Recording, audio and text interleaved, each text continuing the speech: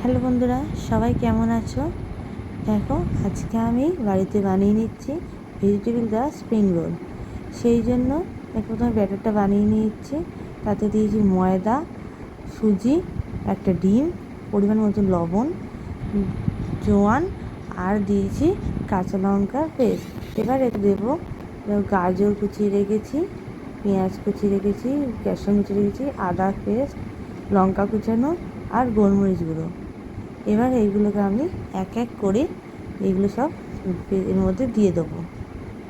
এবার প্রথমে দিলাম পেঁয়াজ কুচি, তারপরে দিয়ে দিচ্ছি আমি এবার ক্যাপসিকাম কুচি, এবার দেবো আদার পেস্ট, তারপর দিচ্ছি গাজরের কুচি, তারপর দেবো লঙ্কা কুচি, এবার দেবো গোলমরিচ গুঁড়ো।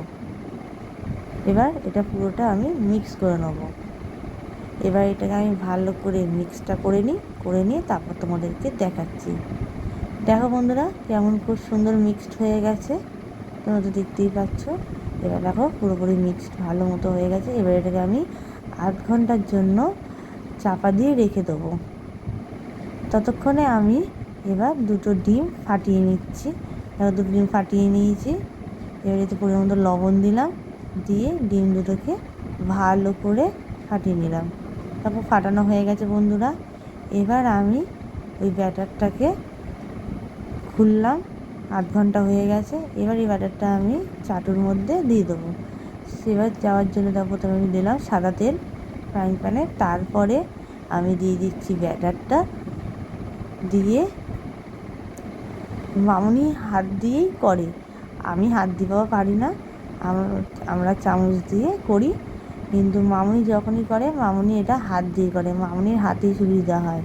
তাই জন্য দেখো মামুনি কেমন হাত দিয়ে জিনিসটা করছে, এবং পুরো এটাকে ফ্রাইং প্যানে ছড়িয়ে দিল চারদিকে গোল করে।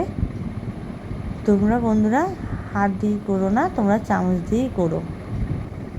এবার এর মধ্যে আমি দেব, দেখো সেই ফ্যাটানো ডিমটা একটু অল্প করে দিয়ে দিচ্ছি।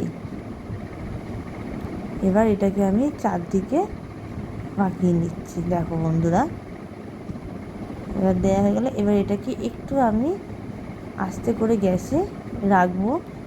এই একটু ওই দিকটা ভাজা হয়ে গেলে তারপর আমি দেখো আবার উল্টে দিচ্ছি অপোজিট দিকটা ভাজার জন্য।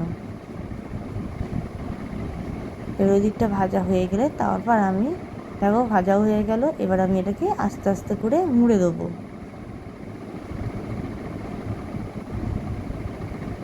দেখো বন্ধুরা, মুড়ে নিচ্ছি আস্তে আস্তে করে, এরকম করে ভালো করে ড্যাপ ড্যাপ করে নিয়ে তারপরে মুড়বো।